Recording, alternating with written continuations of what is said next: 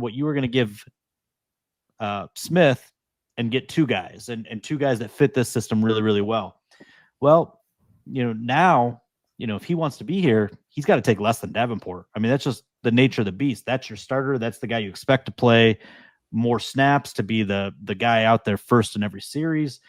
And Smith's going to be more of a pass rushing expert. And it's not to say it won't happen, but I think there was intent in the Matthew Judon stuff that was floated out there a couple weeks ago through colleague Dave Burkett. I think it was more of a pressure to let Za'Darius Smith know, yeah, we'll bring you back if you want to, even if you want to sit out training camp like a vet, we'll bring you back, but this is what we're going to pay you, and this is what the role will be. And if you're willing to accept that, come on back, open arms. But if not, we'll find another guy, or we'll roll with what we have, whether it's Hassanin or Nate Lynn or whatever. We only need 15, 20 snaps. Maybe the math changes if Davenport gets hurt, but I think the math is what the math is, as long as those guys are healthy. Yeah. When I think about the Darius conversation, obviously trading for him was such a necessary move at the deadline last year with how thin they were at that position. And you lose Hutch, you lose Davenport, you're trying to win a Super Bowl, just like put a Band-Aid on it, get a guy like Za'Darius, who I think was probably at the top of their list when they're shopping around for guys. And the fact that they were able to land him, and the fact that he was able to produce in the pass rush department, he helped them down the stretch there. Now, his game is not a perfect style for his defense. I think we can all see that. He does tend to, go for his own numbers, get the sack. He kind of plays out of structure a little bit at times. I think that's something we can all agree on. But when you look at Davenport, he's like the prototype for what they want for this defense. You ask Brad, what do you want out of an edge? He says a guy that can set an edge and win a rush. Davenport has always been able to do that. Again, it's the injury stuff that you're worried about, and I get why people are skeptical. We asked Brad a bunch of questions about it during the draft. Like, why didn't you get an edge earlier? What was the deal here?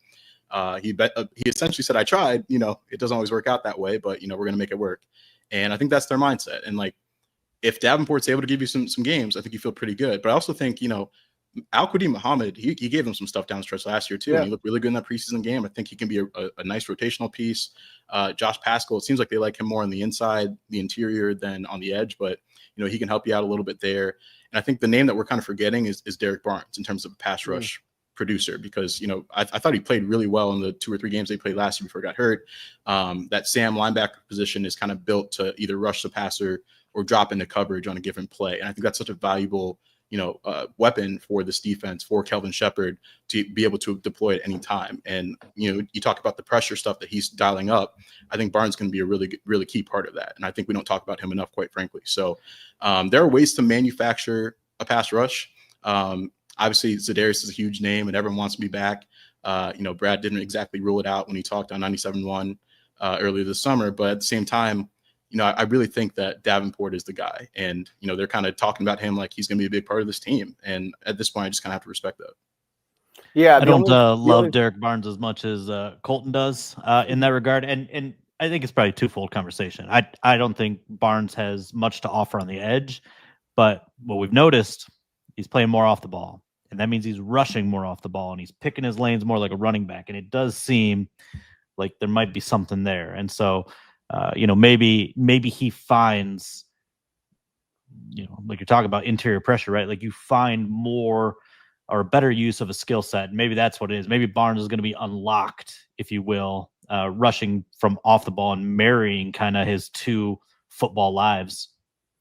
Yeah, the only thing I'll add on the Za'Darius conversation is that the Lions do sound very open to the idea of him joining this team without participating in training camp at all, if that's what it comes to. I mean, Brad said as much between the lines when he brought up the idea of continuing conversations even while Za'Darius would have to miss some training camp. And I think if that's what it comes to be, that's actually beneficial to both sides. I think that Za'Darius, after playing in 17 games last year, ran out of some fuel down the stretch. And for a guy who would be entering year 10 at age 33, and for a team that wants to be playing its best football in November, December, January, I think there could be a rather natural match, even if it has to happen at some point within the season.